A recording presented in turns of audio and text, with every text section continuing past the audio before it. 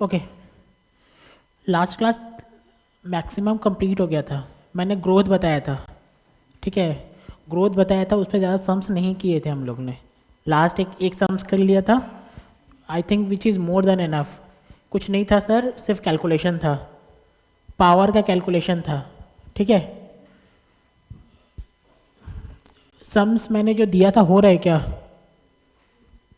Sums मैंने जो word file भेजा था, वर्ड नहीं पीडीएफ भेजा था, ग्रुप में भेजा था, ऑनलाइन क्लास आप लोग कर रहे हैं क्या सॉल्व? ऑनलाइन क्लास आप लोग सम सॉल्व कर रहे हैं क्या? हाँ सर, कुछ कुछ किया था। अगर सम सॉल्व नहीं हो रहा है तो please message in the group कि ये वाला सम्स नहीं हो रहा है, I will do the sums in the board, okay. Okay sir. Okay sir. All the sums are pertaining to your previous paper, तो please do all the sums, ठीक है। एक मुझे एक क्वेरी आया था कि सर आप, मुझे एक क्वेरी आया था,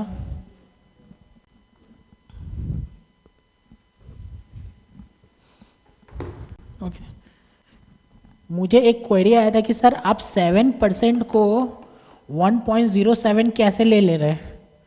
मुझे एक क्वेरी आया था 7% को 1.07 कैसे ले रहे हैं?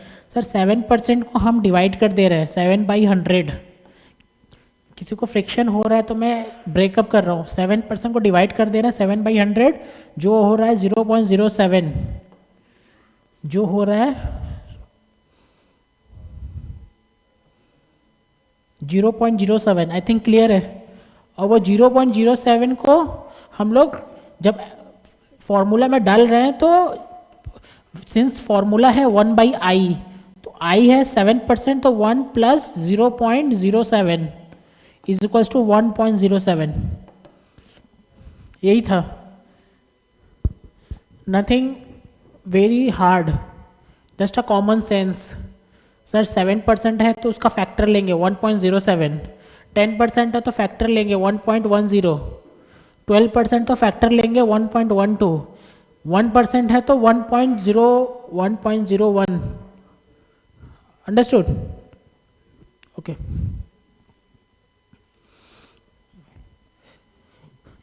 एक छोटा सा टॉपिक छूट गया था, उसको करते टाइम वैल्यू ऑफ मनी खत्म हो जाएगा, ठीक है। डबलिंग पीरियड, हेडिंग दीजिए, doubling period, heading doubling period,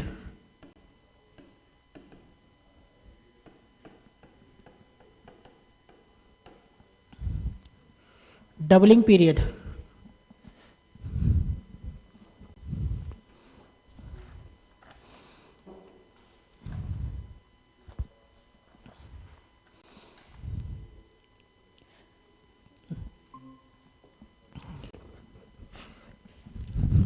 लिखिए,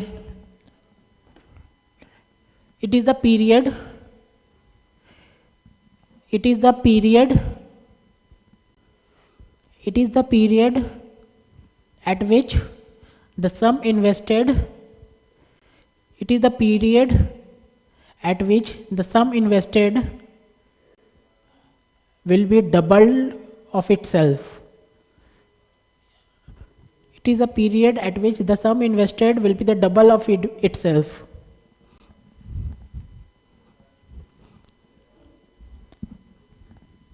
at the given rate, at the given rate of interest,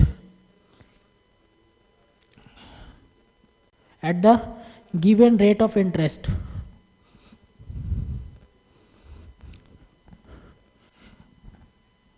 full stop, next line, there are, full stop, next line, there are two method, there are two method, number 1 rule of 72, there are two method, number 1 rule of 72, next number 2 rule of 69, rule of 72, rule of 69, ठीक है। Number A, next number A, rule of 72, rule of 72, rule of 72, नीचे, it assumed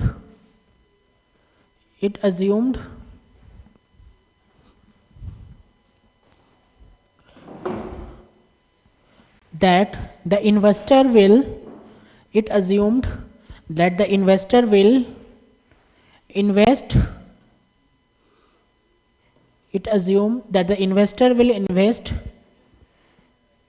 a sum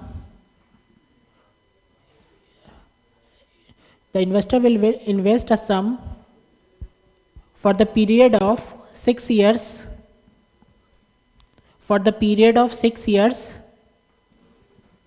at 12% rate,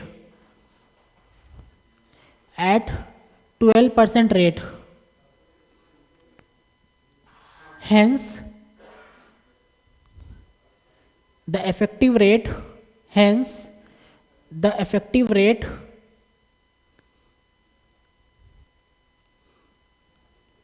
after the effective rate dash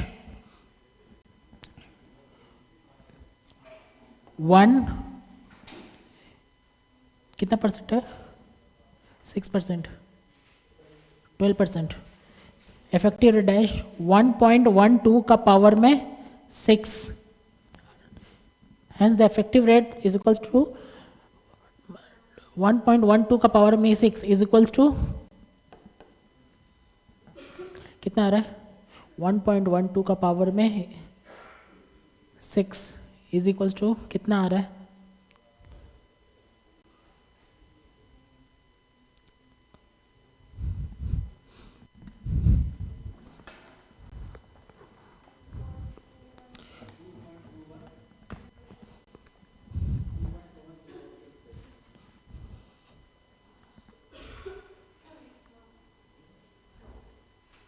one point 9738, 1.9738, ठीक से कीजिए आप लोग, 1.12 into equal to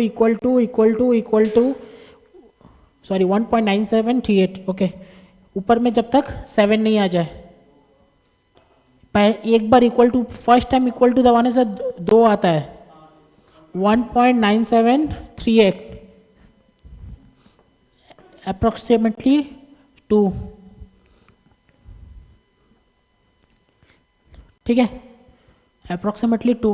देखिए ये अज्यूम किया जाता है कि कोई इन्वेस्टर अगर 12% के रेट से इन्वेस्ट कर रहा है तो after 6 years the sum invested will be double, doubling period. At how many years the sum of the money will be double? Answer 6 years, provided the rate of investment is 12%. Understood?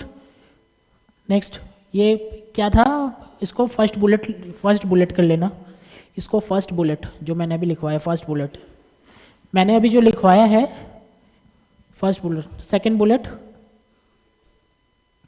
in the same way, second bullet में in the same way,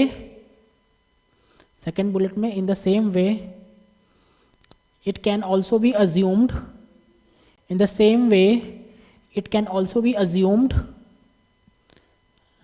that the sum invested for 12 years, the sum invested for 12 years at the rate of 6%,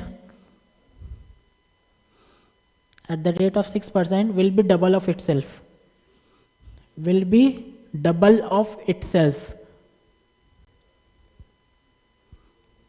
okay. Therefore the effective rate is equals to 1.06 का power में 12, 1.06 का power में 12 कितना आ रहा है?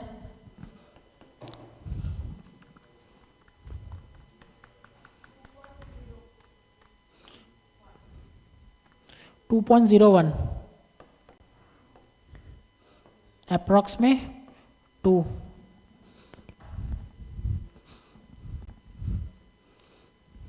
Okay,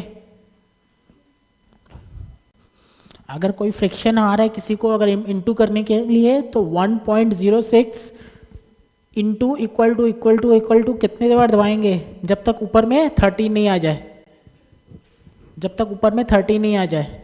future value के case में ऊपर 30 नहीं आ जाए, प्रेजेंट वैल्यू के केस में ऊपर 14 नहीं आ जाए।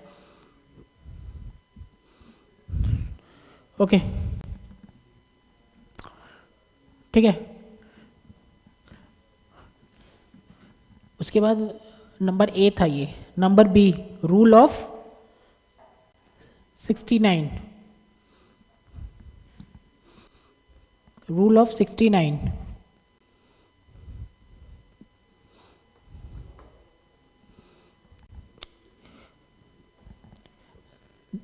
the accurate way the accurate way the accurate way the accurate way of calculating double period, the accurate way of calculating the double period, the accurate way of calculating the double period from the formula of rule of 69, from the formula of rule of 69 is equals to 0.35 plus 69, 0.35 plus 69 divided by interest.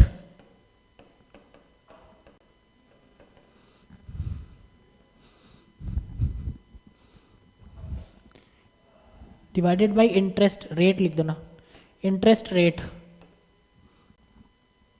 Okay, नीचे self note, self note, self note. Obviously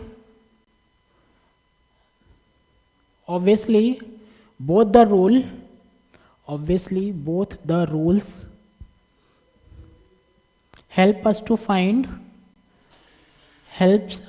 find the period at which, obviously both the rule helps us to find the period at which the sum will be double, the sum will be double।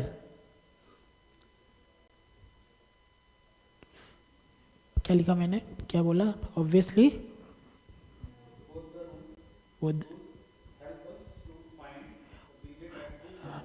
help us to find the time, help us to find the time, help us to find the time at which the sum will be double। Hence the answer of both the rule, hence the answer of both the rule will be more or less equal, hence the answer of both the rule will be more or less equal। okay, example,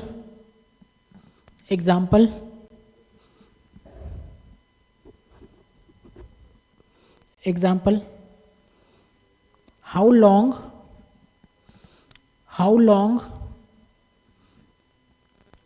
will be 20,000, how long will be 20,000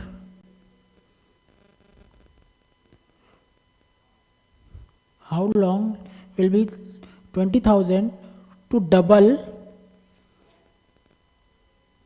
how long will be 20,000 be double at the rate at compounded rate 8% per annum, compounded rate at 8% per annum. Solution.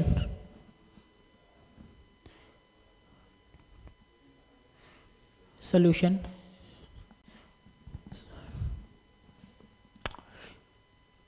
Question में क्या बोला है, 20,000 रुपया कितने साल में double हो जाएगा। मेरे पास दो रूल है, ये बेसिकली वन MCQ में आ सकता है ऐसा क्वेश्चन। दो रूल है, एक रूल ऑफ 69, एक रूल ऑफ 72। ठीक है, 72 का बात करें तो 72 में क्या है सर, अगर बोला गया अगर कोई पैसा 12 साल के लिए और 6% के हिसाब से अगर इन्वेस्ट करे ना तो वो मोर और लेस डबल हो जाएगा। दिख रहा है ना ये कॉम्बिनेशन 12 और 6, इसलिए 72 बोला गया है। 12 इंटू 6, 12 इंटू 12 साल और 6%, या फिर 6 साल या फिर 6 साल 12%, तो डबल हो जाएगा बोला गया है ऑब्वियसली दोनों का। और उसके बाद दूसरा रूल क्या बोला गया है, थोड़ा मॉडिफाइड वर्जन, रूल ऑफ 69। ये फॉर्मूला डिराइव किया गया। कहाँ से सर, कैसे डिराइव किया, that's none of our curriculum.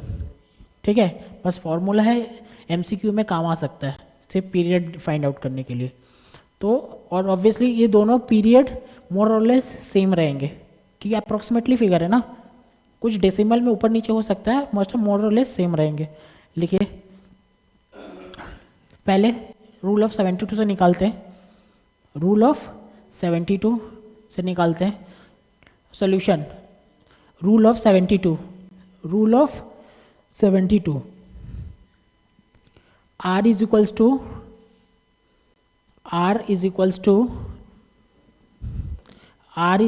72 by n, sorry यहाँ से करना, R is equals to 72 by n is equals to 72 by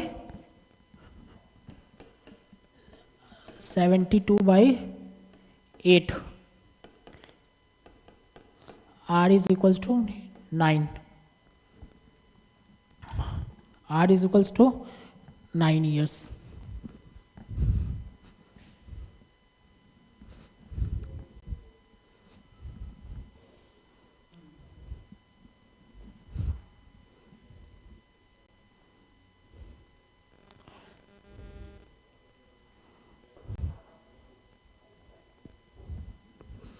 okay, पहले क्या था मेरा, इसमें अमाउंट क्या है 20,000, उसके बाद और R क्या है, R 8% ना, R क्या है, R इज इक्वल्स टू 8%। ठीक है, मेरा ये रूल है, इसको रब करता हूँ,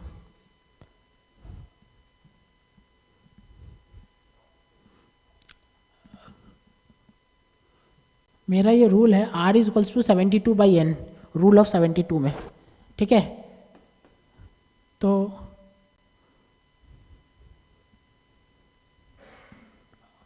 obviously n is equals to क्या होगा, n is equals to number of year, R is equals to rate of interest, और n is equals to number of years is equals to 72 by R।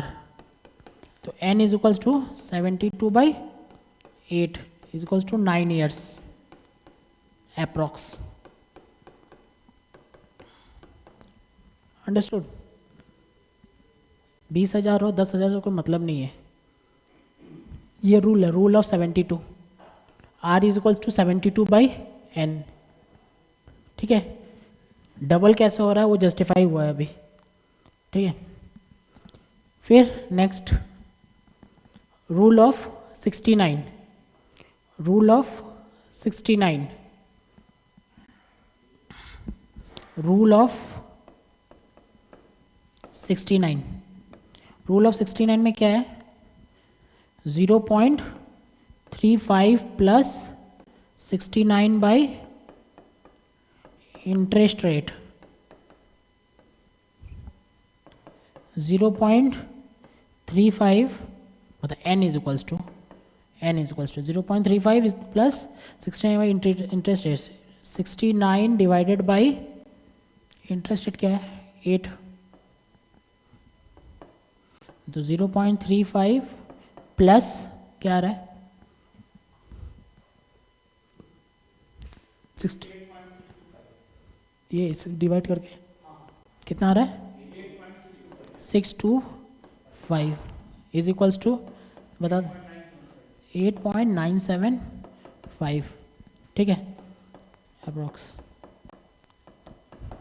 Understood. 8.9 है, 9 मतलब कि 9 years, इतना years, ठीक है, nothing very informative, कोई बहुत बड़ा बात नहीं है। दो फार्मूला याद रखना है, अगर डबल पीरियड करने बोला तो दो फार्मूला है, एक रूल ऑफ 65 रूल ऑफ 69 और रूल ऑफ 72। 72 में क्या करना है, ये फार्मूला है R is to 72 by n। Question पूछा है एट विच रेट डबल हो जाएगा, at which rate the amount will be double, and at which rate बोला है तो ये निकालेंगे R is to 72 by n double. और वैसे ट्रिपल बोलेगा तो नहीं निकाल पाएंगे, ट्रिपल बोलेगा नहीं, क्योंकि 72 का एग्जिस्टेंस डबल में ही है, understood. Eight which rate the amount will be double, if at which rate the amount will be double, if in amount will be double तो 72 बाई n को डबल करके निकालेंगे, ठीक है। रूल ऑफ 9 में ये फॉर्मूला डाल के ख़त्म करेंगे, इससे ज़्यादा क्वेश्चन आया नहीं है, MCQ में आ सकता है तो आएगा, ठीक है। ये छोटा सा टॉपिक बचा हुआ था, हो गया। थियरी है हम लोग का, चैप्टर ना 3 पार्ट में डिवाइड किया हुआ है, risk and return, TVM and theory, ठीक है। आज थियरी पे करते हैं, कंप्लीट हो जाएगा आज theory.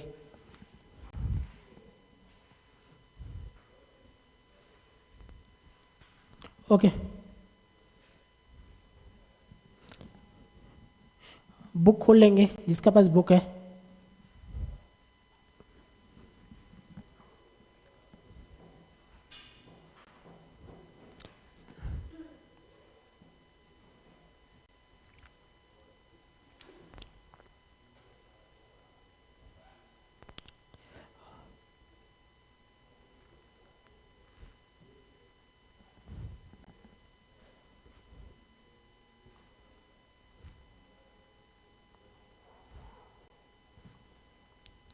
Okay, introduction of financial management.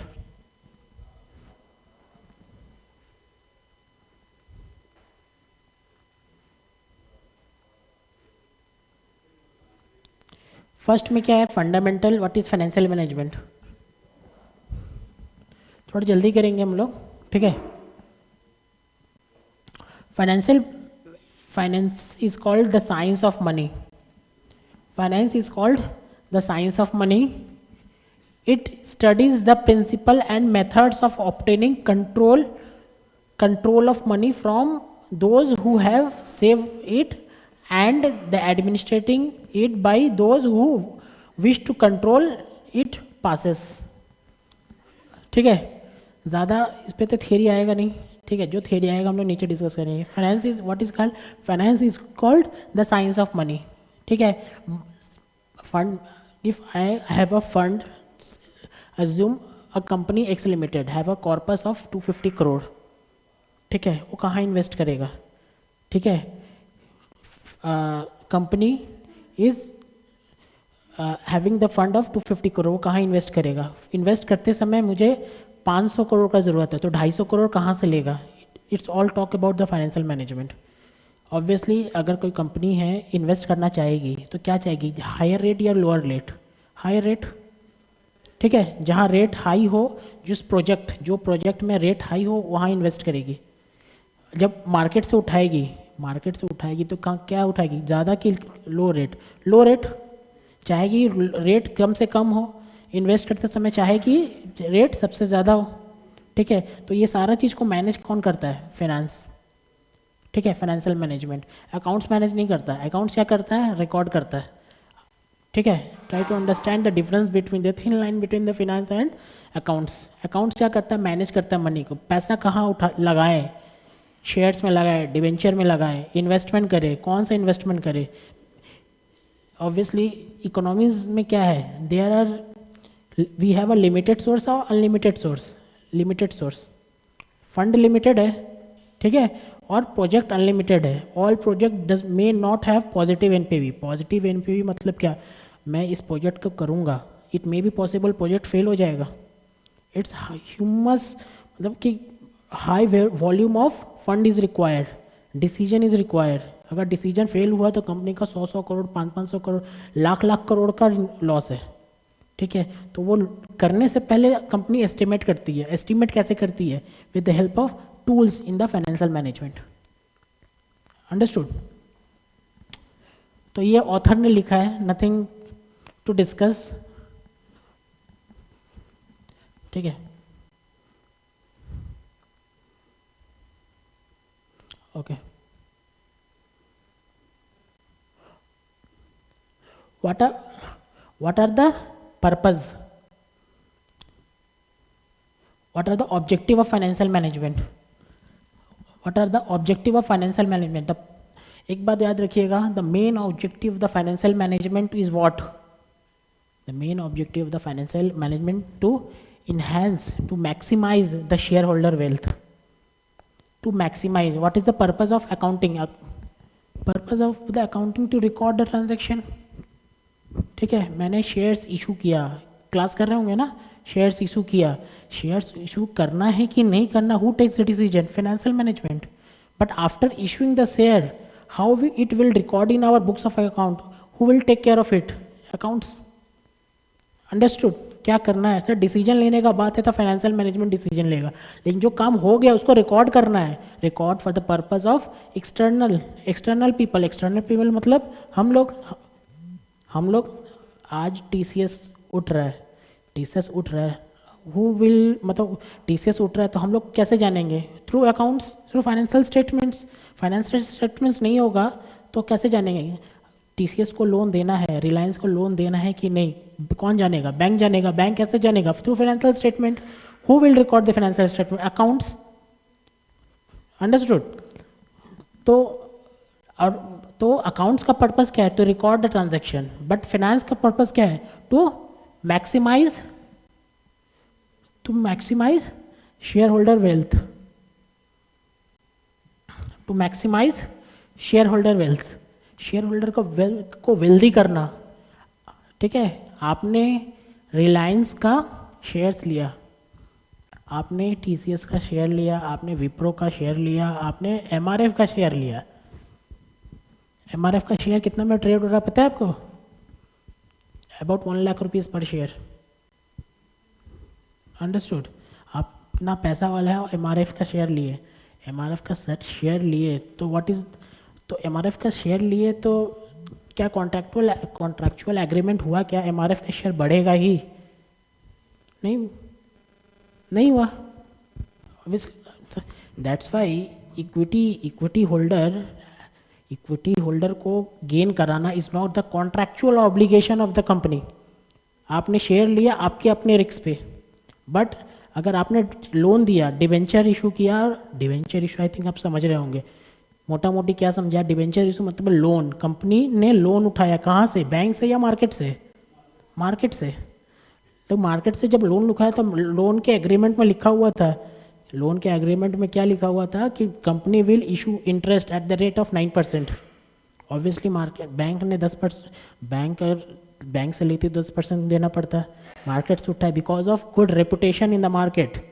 ठीक है, पीपल विल डिमांड कितना? 9%। गंदा कंपनी है तो पीपल विल डिमांड 10 या 10 से ज़्यादा, 10 से ज़्यादा। ठीक है, 10 से ज़्यादा। Interest rate is purely depend on the reputation of the company.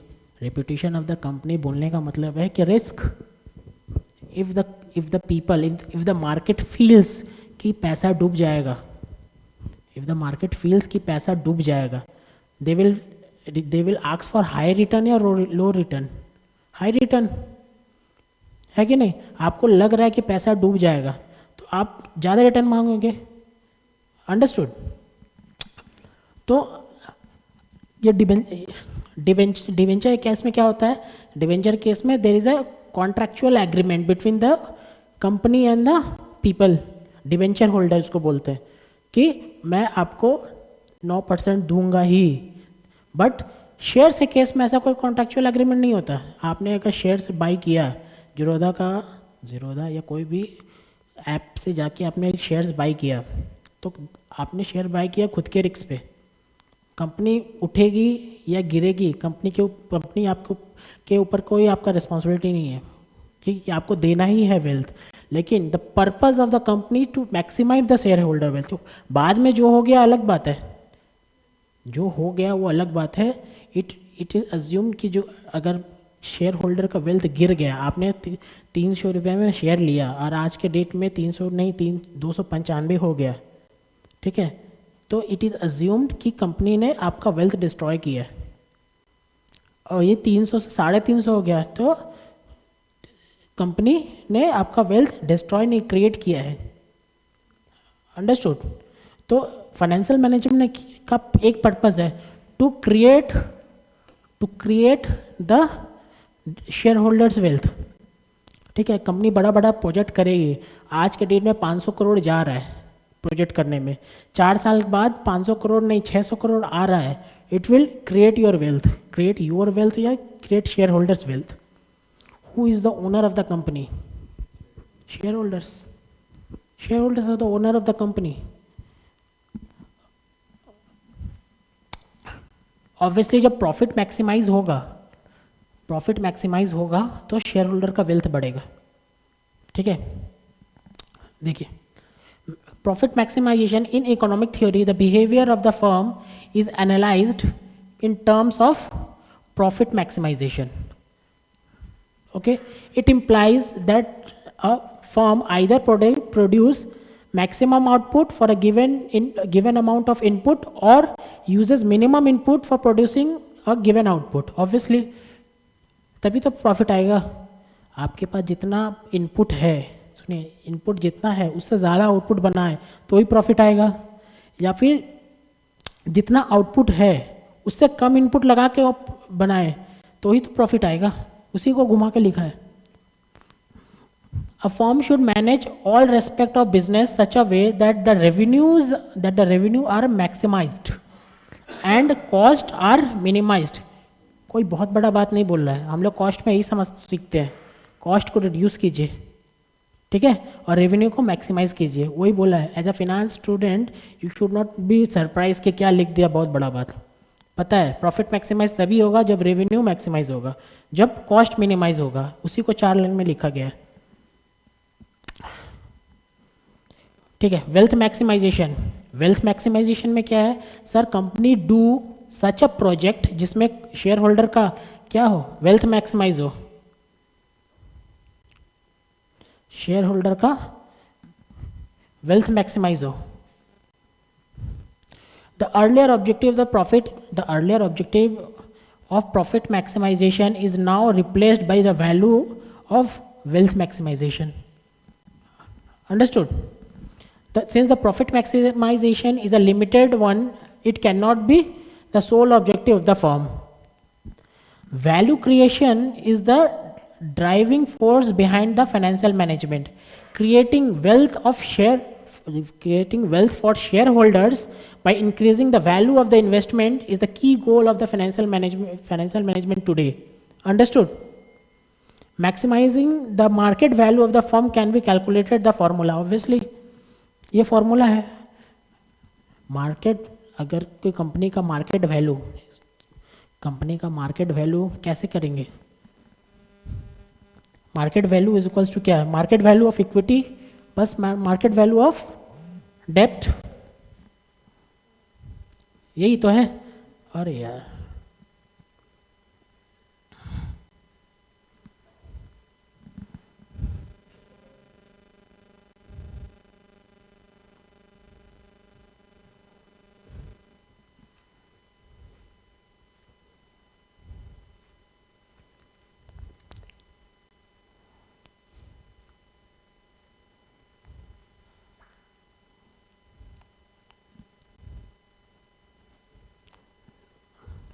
Okay, market value of the equity and the plus market value of the dept.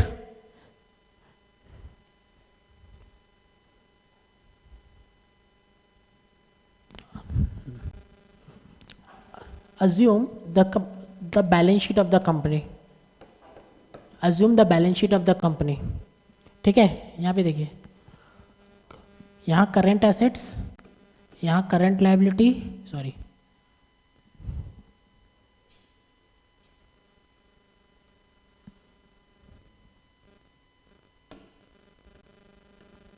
Balance sheet of the company. यहाँ पे फिक्स्ड एसेट्स, यहाँ पे current assets, यहाँ current liability, यहाँ पे equity, और फिर equity include reserve debenture. यही तो बनता है. ठीक है, market value of the equity, market value of the company is equal to sum of equity and डेप्ट. सर ये भी बोल सकते हैं, ये भी है F A plus C A minus C L. Formula देखिए सेम ही है, घुमा के तो एक ही है. इक्विटी प्लस डेप्ट बोलो, yes F A plus C A minus C L बोलो, both are the net worth of the company. यही तो है. तो सर फाइनेंस में क्या बोलते हैं हम लोग? फाइनेंस में फोकस करते हैं इक्विटी प्लस डेप्ट पर, because equity, market value of the equity is determined by what? Number of equity shares issued by the company into market value of the company, market value per share. ठीक है, रिलायंस है, x limited का book, x limited का equity share at the rate of 10 each हो सकता है ना. Book value at the rate of 10 each. और ये भी पता हो सकता है एक्स लिमिटेड का इक्विटी शेयर मार्केट वैल्यू 300 हो सकता है ना. तो what is the book value of the company? 10 रुपया. What is the market value of the company which is more than 300. Company जान रही, मतलब कि पब्लिक जान रही है कि बुक वैल्यू 10 है, लेकिन public is giving respect to X limited. ठीक है, company market is willing to pay कितना? 300, 290 रुपीज एक्स्ट्रा. अंडरस्टूड? इसीलिए द स्कोप. तो जितना भी लड़ाई है ना सर, लड़ाई इस मार्केट वैल्यू के लिए है. अगर मार्केट वैल्यू अच्छा रहेगा, company is big and the share holder is wealthy. Adani का बात करते, अडानी इतना लाख करोड़ का कंपनी है. कहाँ से कंपनी है? कंपनी कैसे निकाल रही है? क्या नेटवर्थ, क्या कंपनी का मार्केट वैल्यू क्या है, कैसे निकाल रही है? वो तो ऐसे निकाल रही है ना कि नंबर ऑफ शेयर्स इशू कर रही है इनटू मार्केट में अभी क्या चल रहा है. ठीक है, हिंडरबर्ग आने के बाद कंपनी का वैल्यू कम हो गया. कैसे कर निकाल ली, कैसे कम हो गया? कितना मार्केट में कितना शेयर्स इशू है इनटू अभी मार्केट में प्राइस कम है, ऑब्वियसली कम हो गया. ठीक है, तो स्कोप ऑफ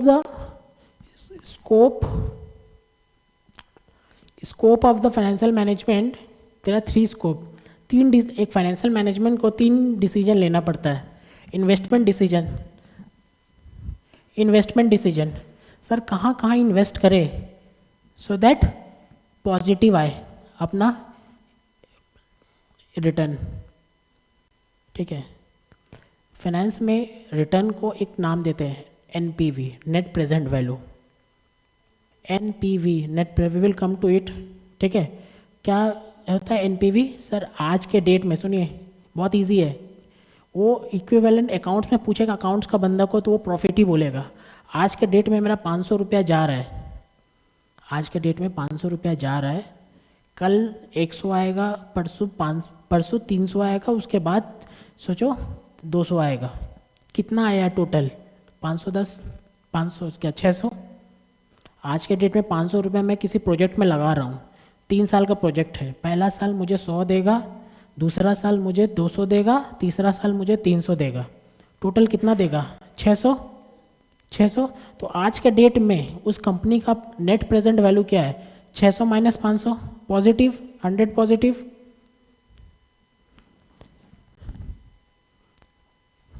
अज्यूम एक कंपनी है, ठीक है, 0123, ठीक है, कैश फ्लोज 500 रुपया आज जाएगा, 500 रुपया आज जाएगा, 200 आएगा, 100 आएगा, 300 आएगा, ऑल थ्री आर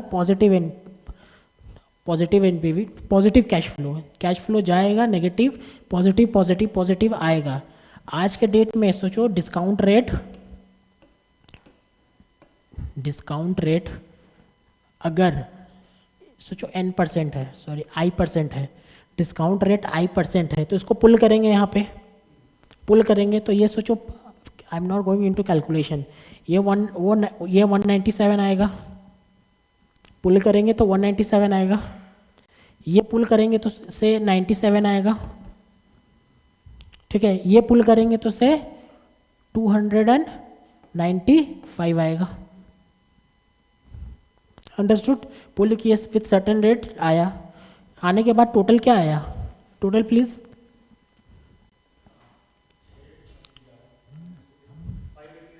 589, ठीक है। तो आज के डेट में मैं कितना इन्वेस्ट कर सकता हूँ, आंसर इज 589, लेकिन मुझे इन्वेस्ट कितना कितना है 500, ऑब्वियसली 89 का पॉजिटिव दिख रहा है ना, मुझे दिख रहा है ना पॉजिटिव एनपीवी, यहाँ पे एनपीवी उसको क्या बोलते हैं, NPV is equals to 589 by 500 is equals to 89 positive, ठीक है। it will destroy the shareholder wealth or create the shareholder wealth, it will create the shareholder wealth, obviously कोई टीचिंग नहीं है, सबको पता है, मेरा पॉजिटिव आया तो क्रिएट, अगर नेगेटिव आया तो क्या, destroy. Company should not go for this project अगर नेगेटिव आया तो।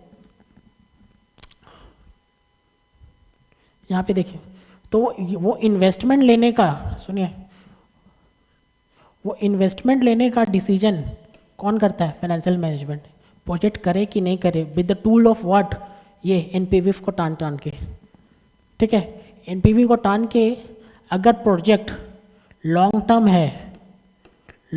है और या प्रोजेक्ट शॉर्ट टर्म है, हो सकता है ना, प्रोजेक्ट लॉन्ग टर्म है या फिर प्रोजेक्ट शॉर्ट टर्म है। अगर प्रोजेक्ट लॉन्ग टर्म है मतलब क्या 1 साल से ज़्यादा का प्रोजेक्ट है, शॉर्ट टर्म है मतलब क्या 1 साल के से कम का प्रोजेक्ट है, लॉन्ग टर्म है तो उसको कैसे करते हैं, with the help of capital budgeting. हम लोग का एक चैप्टर है BU, हम लोग का एक चैप्टर है क्या, कैपिटल बजटिंग। देखिए पीछे खोलिए, चैप्टर खोलिए पीछे, कैपिटल बजटिंग, चैप्टर 5। उसमें क्या करती है कंपनी डिसीजन लेती है कि लॉन्ग टर्म प्रोजेक्ट में करना है कि नहीं करना है। अंडरस्टूड? आईटीसी पहले क्या बनाती थी आईटीसी, सिगरेट। आज आईटीसी कहाँ है,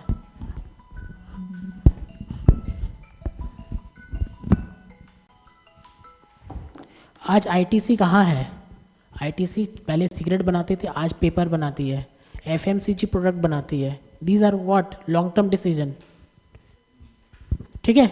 कंपनी जाए कि नहीं जाए, कंपनी फेल हो सकती है इन लॉन्ग टर्म, तो वो जाए कि नहीं जाए कैसे पता चलेगा, सर कैपिटल बजटिंग। और शॉर्ट टर्म डिसीजन लेना है कि नहीं, मेरा जो लाइबिलिटी है क्रिएटर्स वो मीट कर पाएगा कि नहीं, creators is a short term ना, करंट लाइबिलिटी, वो मीट कर पाएगा कि मैं डेटर से पैसा रिकवर हो पाएगा कि नहीं। इन्वेंट्री शॉर्ट टर्म है लॉन्ग टर्म है, शॉर्ट टर्म है। इन्वेंट्री जल्दी से बिकेगा कि नहीं, वो कौन डिसीजन लेती है, शॉर्ट टर्म। उसको कैसे हम लोग करते हैं, working capital management, working capital management. आपका देखो चैप्टर है, ये भी वर्किंग कैपिटल मैनेजमेंट का चैप्टर है। अंडरस्टूड? तो इन्वेस्टमेंट में short term decision, long term decision लिख लीजिए, वहाँ पे लिख लीजिए। इन्वेस्टमेंट में short term decision, long term decision. Short term decision में दो इन्वेस्टमेंट में दो टाइप है, long term, short term. Short term में आपका working capital management, short term में वर्किंग कैपिटल मैनेजमेंट और लॉन्ग टर्म में कैपिटल बजटिंग।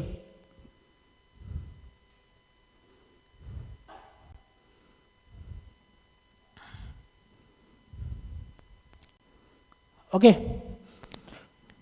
इन्वेस्टमेंट डिसीजन समझ में आया। फाइनेंसिंग डिसीजन, पैसा उठाए कहाँ से, सुनिए, पैसा उठाए कहाँ से, मार्केट से उठाए, खुद का पैसा लगाए, is a decision making thing. ठीक है, खुद का पैसा, कंपनी का रिजर्व्स है 250 करोड़ का, क्या 250 करोड़ लगा दे प्रोजेक्ट में, या 100 लगाए बाकी क्या 150 मार्केट से उठा के लगाए। अंडरस्टूड, मार्केट से भी उठा के लगाए तो क्या करे, शेयर्स इशू करे या डिवेंचर इशू करे या बैंक के पास जाए, all are the what financing decision. वो कहाँ पे करेंगे हम लोग, वो कॉस्ट ऑफ कैपिटल, कंपनी क्या चाहेगी, कॉस्ट है, कैपिटल है ना, ऑब्वियसली मेरे पैसा लगेगा तो क्या है, कैपिटल है, कॉस्ट ऑफ कैपिटल कम हो या ज़्यादा हो, कॉस्ट ऑफ कैपिटल कम हो। ठीक है, कोई टीचिंग नहीं चाहिए सर, कॉस्ट कम हो। ठीक है, मेरा प्रोजेक्ट इन्वेस्टमेंट का जो हो, इन्वेस्टमेंट का जो रेट ऑफ रिटर्न, जिसको हम लोग IRR बोलते हैं, IRR पढ़ेंगे हम लोग, IRR internal rate of return, वो ज़्यादा हो कम हो, ज़्यादा हो तभी तो प्रॉफिट मैक्सिमाइजेशन होगा और तभी तो मेरा शेयर होल्डर का वेल्थ बढ़ेगा। अंडरस्टूड। तो फाइनेंसिंग डिसीजन में क्या क्या है हम लोग, फाइनेंसिंग डिसीजन में क्या हम लोग एक्सटर्नल सोर्स ले, देखिए क्या हम लोग डेप्ट ले, इक्विटी ले, दिख रहा है ना, इंटरनल ले या फिर एक्सटर्नल ले। अंडरस्टूड, ये सब हम लोग कहाँ डिसीजन देंगे, फाइनेंसिंग डिसीजन में। ठीक है, वहाँ पे लिख लीजिए। इससे चैप्टर हम लोग का क्या क्या है, एक WACC, सॉरी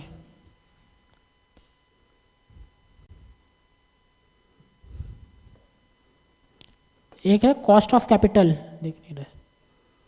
देखिए आपका वहाँ पे एक चैप्टर है कॉस्ट ऑफ कैपिटल, यहाँ पे लिख रहा हूँ cost of capital, I think समझ रहे होंगे। कॉस्ट ऑफ कैपिटल है कंपनी का कैपिटल का कॉस्ट क्या है, लेवरेज दिख रहा है आपको, लेवरेज है क्या आप लोग में, लेवरेज है क्या, नहीं है, वो किसी चैप्टर में घुस के होगा। अंडरस्टूड। ओके, नेक्स्ट डिविडेंड, ये सब चैप्टर कवर करेगा आपका, मैम लिखाने का मतलब कि ये चैप्टर में जो हम लोग सीखेंगे ना, वो फंक्शन ही सीखेंगे, क्या क्या फंक्शन है, क्या क्या करता है फाइनेंशियल मैनेजमेंट। ठीक है, नीचे dividend decision, dividend decision, sir company dividend दे कि नहीं दे, कंपनी डिविडेंड, देखिए ये वाला था ना, इसको देखिए कैपिटल बजटिंग, वर्किंग कैपिटल, दिख रहा है ना, नेक्स्ट पेज, कैपिटल बजटिंग या working capital, company capital budgeting for long term, working capital for short term. ठीक है, फाइनेंसिंग डिसीजन में क्या, कैपिटल स्ट्रक्चर, कैपिटल कैसा हो, डेब्ट कितना हो, इक्विटी कितना हो, मेरा कॉस्ट क्या हो कैपिटल में, लेवरेज मतलब कि डिबेंचर कितना हो, लेवरेज के बगल में लिख दीजिए डिबेंचर मतलब रिस्क, डिबेंचर मतलब रिस्क किसके लिए, शेयर होल्डर के लिए।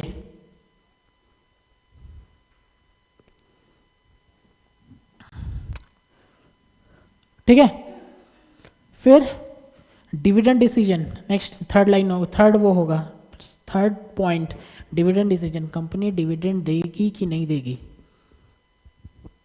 कंपनी डिविडेंड देगी कि नहीं देगी, डिपेंड्स। ठीक है, कंपनी डिविडेंड देगी कि, डिविडेंड समझ में आ रहा है ना आपको, आपने शेयर्स लिया, शेयर्स के बदले में आपको एक डिविडेंड मिलता है, एक सर्टेन अमाउंट। ठीक है, वो देगी कि नहीं देगी, वो डिपेंड्स कर रहा है। अगर आपको चाहिए 10% और कंपनी आपको कमा के देगी 12%, तो कंपनी आपको डिविडेंड नहीं देगी, ठीक है। लेकिन आपको चाहिए 10% और कंपनी जो प्रोजेक्ट कर रही है उस पर कमाएगी 8%, तो कंपनी आपको डिविडेंड दे देगी, ठीक है। ये हम लोग किस में सीखेंगे? Dividend policy. कंपनी डिविडेंड देगी कि नहीं देगी, या फिर रिटेन कर लेगी, पैसा रख लेगी, पैसा आपको डिविडेंड नहीं देगी, ठीक है। Dividend policy, okay. उसके बाद ये आपका फंक्शंस ऑफ फाइनेंशियल स्टेटमेंट है, ये आप लोग घर पे पढ़ लेना। फंक्शंस क्या क्या है सर? बहुत इजी है, टेक्निकल जो था मैंने बता दिया था ऊपर में। फंक्शंस क्या क्या है सर? फाइनेंशियल नीड को समझेगी, कंपनी का फाइनेंशियल नीड कितना है, ठीक है। कंपनी का सोर्स ऑफ फंड क्या है, एनालिसिस करेगी, ठीक है। एक फाइनेंशियल आप सब you please see yourself as a CEO for the company, chief financial officer. क्या करेंगे? सोर्स ऑफ फंड देखेंगे ना, फाइनेंस का सोर्स ऑफ फंड कहाँ है, ठीक है। फाइनेंशियल एनालिसिस करेंगे। Obviously capital budget, fix assets management भी होना चाहिए, फिक्स एसेट्स को मैनेज करना। कैपिटल बजटिंग बताया मैंने, क्या है capital budgeting. Corporate taxation, taxation का भी नॉलेज होना चाहिए। ये नहीं कि ज़्यादा इनकम कर लिए, जितना ज़्यादा इनकम उतना ज़्यादा टैक्सेशन, ठीक है। तो टैक्सेशन को भी अकाउंट फॉर में लेना पड़ेगा।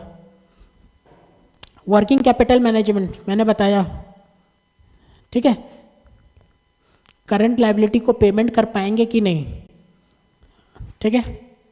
डिविडेंड पॉलिसी, डिविडेंड ठीक से दे पाएंगे कि नहीं, ये सब कौन देखता है? अकाउंटेंट नहीं देखता है सर, ये सब फाइनेंशियल मैनेजमेंट देखता है। मर्जर्स होगा कि नहीं, ओके।